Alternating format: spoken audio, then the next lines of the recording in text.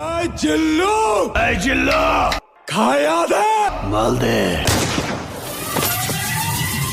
জিল্লু, বরবাদের থেকে রাক্ষস সিনেমা আসলো কিভাবে?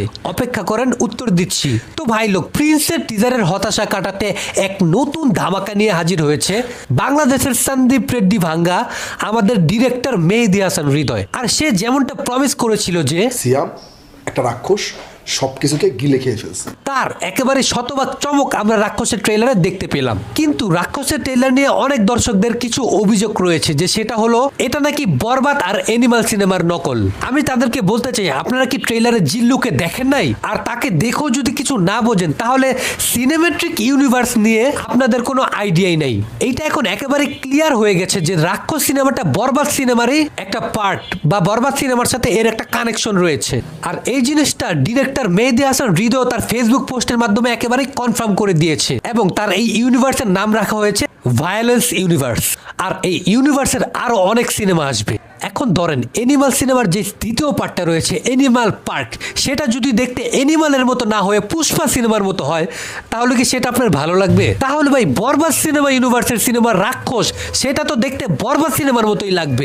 এখন রাক্ষস সিনেমা আসল না নকল, সেটা যারা সিনেমা বোঝে তারাই জানে। প্রিন্সের হতাশা কাটানোর মতো এর চেয়ে ভালো চয়েস আপাতত আমার কাছে নাই। তবে ভাই রাক্ষসের ট্রেইলার ছিল রহস্যে ভরপুর, কারণ এমন এমন কিছু দৃশ্য আমরা দেখতে পেলাম যা নিয়ে নেট দুনিয়া পুরা তোলপাড়। তো চলুন, রাক্ষস সিনেমা কিভাবে বরবাদ সিনেমার সাথে যুক্ত হতে পারে, রাক্ষস সিনেমার ট্রেইলারে তার কানেকশন খোঁজা যাক।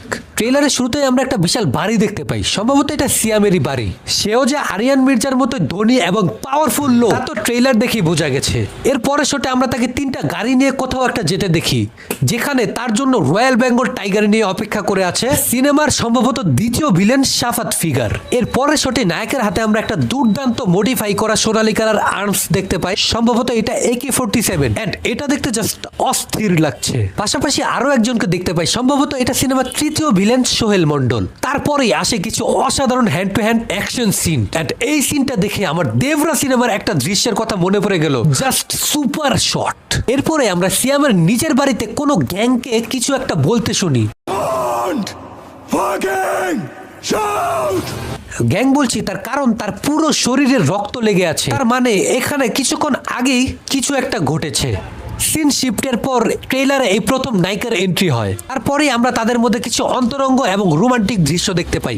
এইখান থেকে সিনটা এমন একটা জায়গায় শিফট করে, পাশাপাশি এমন একটা জিনিস আমি দেখতে পাইলাম যেটা আমি কখনোই আশা করি নাই। সেটা হলো আমাদের আলিরাজ স্যার, উনার মতো পুরাতন এন্ড সিনিয়র একজন অ্যাক্টরকে কেউ এমন ভাবে দেখাবে বা প্রেজেন্ট করবে, আর সেও যে এইভাবে অভিনয় করবে